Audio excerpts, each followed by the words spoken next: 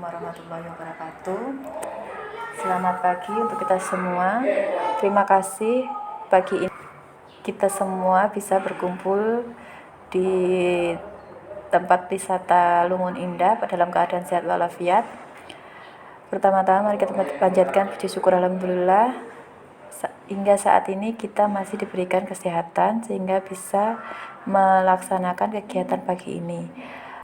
Pada kesempatan kali ini kami tim Kabat akan memaparkan terkait ketahanan pangan dana desa tahun anggaran 2022 sebagai stimulus menghidupkan geliat ekonomi warga desa. Sesuai Peraturan Menteri Desa Nomor 7 Tahun 2021 tentang prioritas penggunaan dana desa tahun 2022.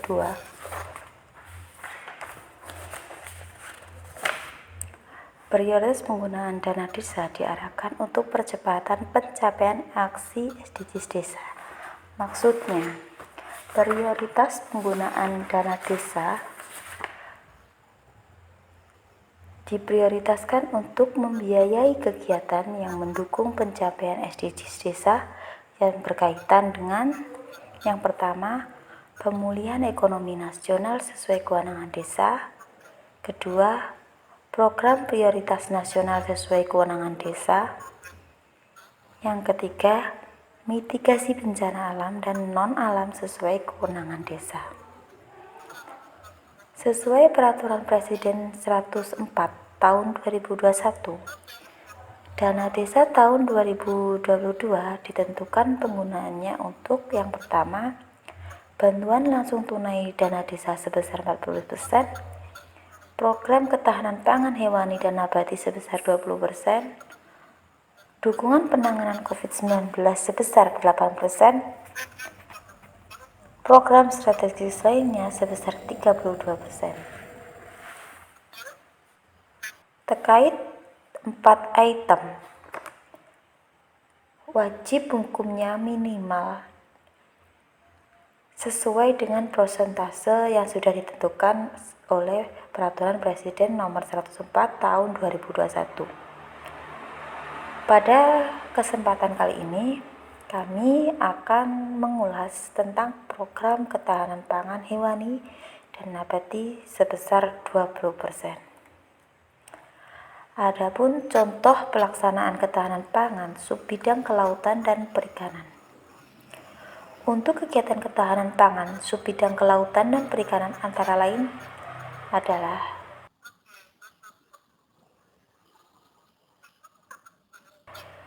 yang pertama, pemeliharaan keramba atau kolam perikanan darat milik desa. Pemeliharaan pelabuhan perikanan sungai atau kecil milik desa. Yang ketiga, pembangunan atau rehabilitasi atau peningkatan keramba atau kolam perikanan darat milik desa. Yang keempat, pembangunan rehabilitasi atau peningkatan pelabuhan perikanan sungai atau kecil milik desa. Yang kelima, bantuan perikanan bisa berupa bibit atau pakan dan lain-lain. Selanjutnya, bimbingan teknik, pelatihan atau pengenalan teknologi tepat guna untuk perikanan darat, nelayan, lain-lain kegiatan subbidang kelautan dan perikanan sesuai kewenangan desa. Untuk sub selanjutnya, subbidang pertanian dan peternakan. Untuk kegiatan ketahanan pangan, subbidang pertanian dan peternakan antara lain peningkatan produksi tanaman pangan, bisa berupa alat produksi atau pengelolaan atau penggilingan. Yang kedua, peningkatan produksi peternakan, bisa berupa alat produksi atau pengelolaan atau kandang. Yang ketiga, penguatan ketahanan pangan tingkat desa berupa lumbung desa atau bisa yang lainnya. Yang keempat, pemeliharaan saluran irigasi tersier atau sederhana. Yang kelima, pelatihan atau bisa berupa BIMTEK atau pengenalan teknologi tepat guna untuk pertanian atau peternakan. Yang selanjutnya, pembangunan atau rehabilitasi atau peningkatan saluran irigasi tersier atau sederhana. Lain-lain kegiatan sub bidang pertanian dan peternakan sesuai kewenangan lokal desa masing-masing. Contoh program ketahanan pangan di Kecamatan Babat bisa dilihat di YouTube, sudah kami upload.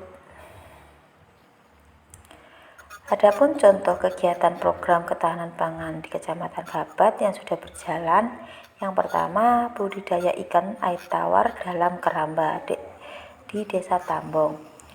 Selanjutnya urban farming dan budidaya ayam petelur Desa Pondok Nongko. Yang ketiga budidaya ayam kampung unggulan berada di Desa Tambong. Semua contoh dari ketiga contoh ketahanan pangan yang berada di Kecamatan Babat bisa kalian lihat di YouTube kami. Kementerian Desa melalui dana desa berupaya ikut berperan membangkitkan geliat ekonomi warga desa pasca pandemi dengan salah satu programnya yaitu ketahanan pangan.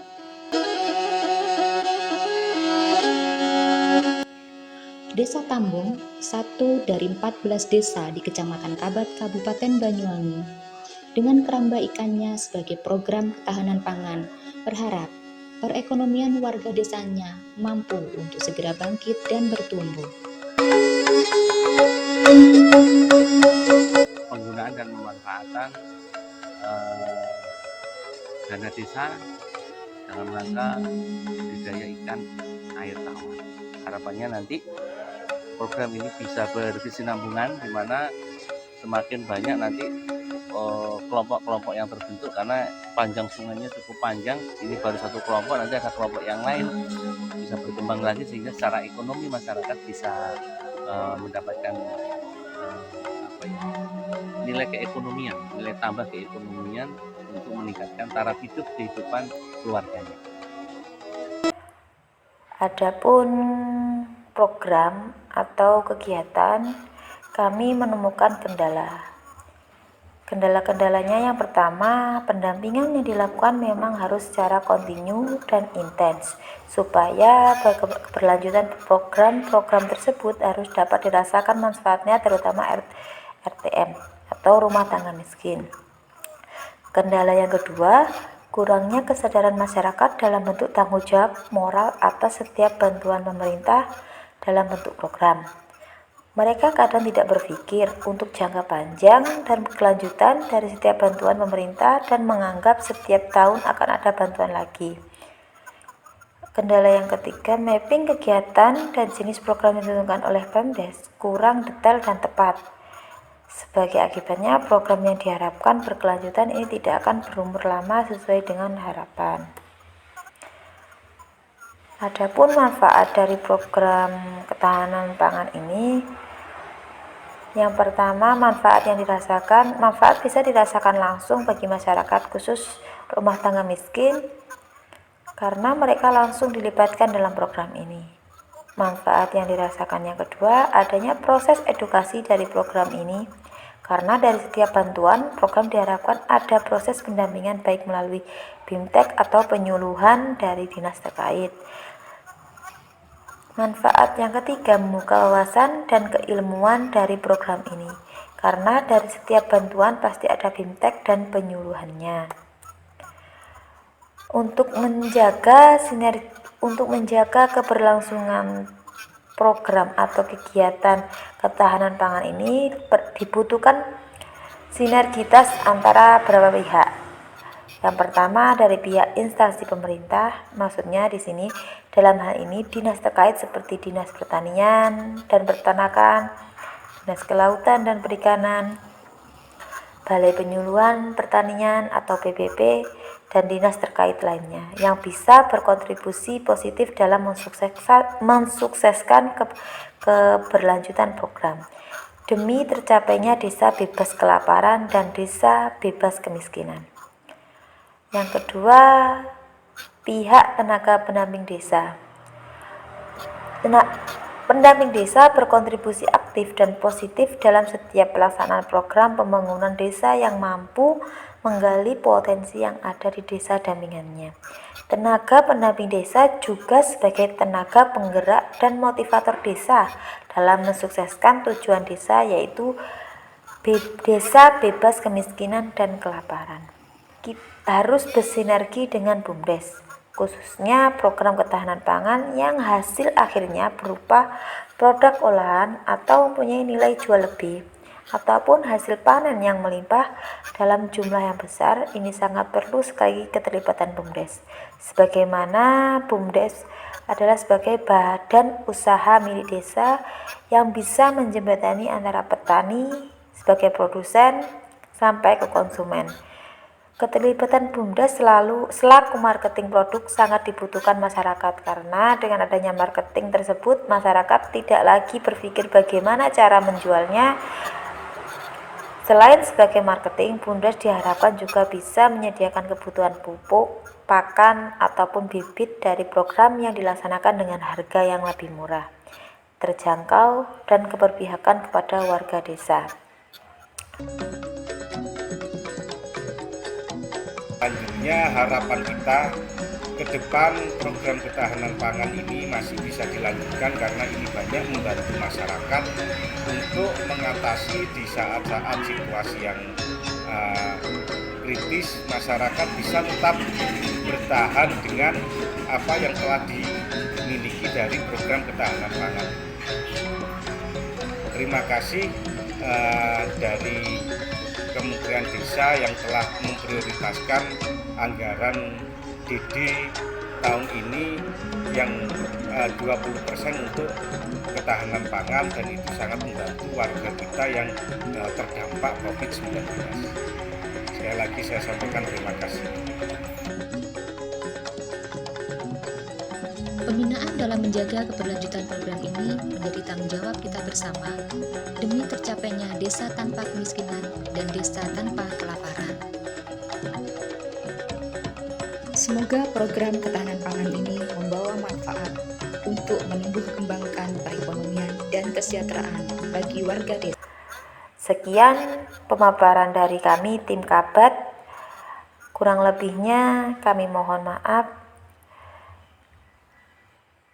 Dan jangan lupa like, komen, dan subscribe YouTube kami, Tim Pendamping Desa. Terima kasih. Wassalamualaikum warahmatullahi wabarakatuh.